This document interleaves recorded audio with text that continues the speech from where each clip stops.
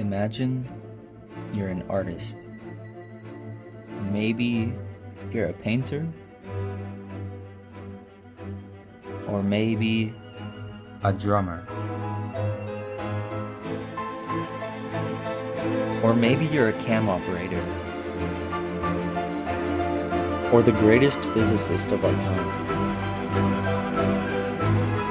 Now imagine it's all taken away. This is the life of Amel.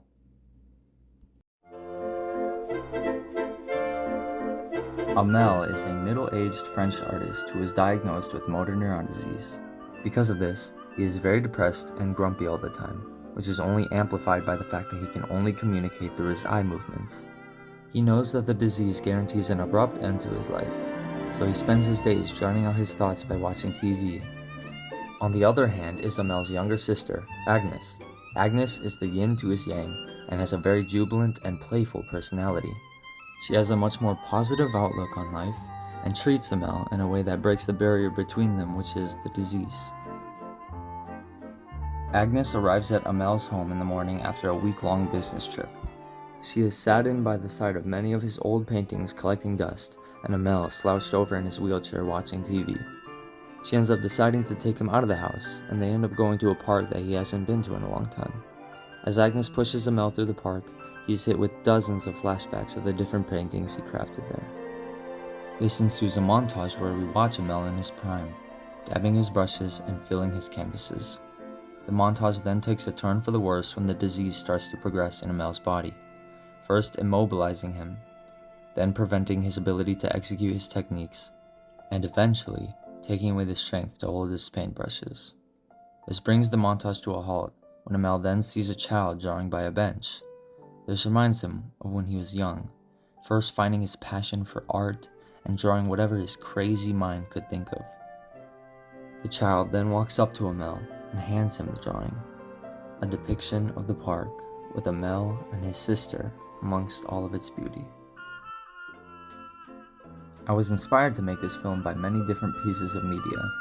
This includes the film Up, for its touching story about human connection and how it's never too late to cherish the moments we have with the people around us.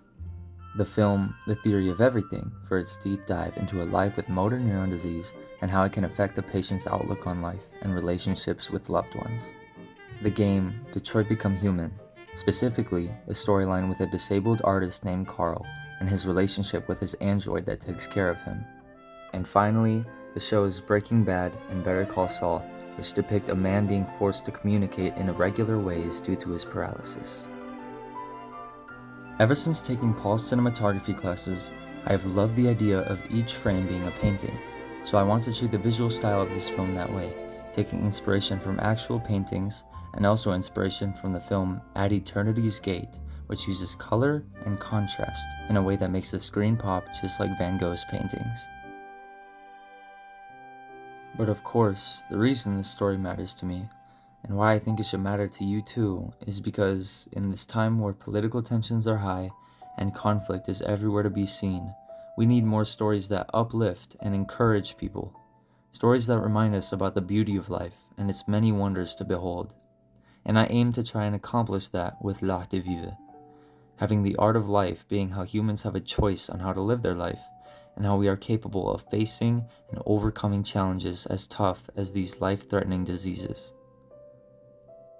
I thank you all for your undivided attention and wish you all good luck.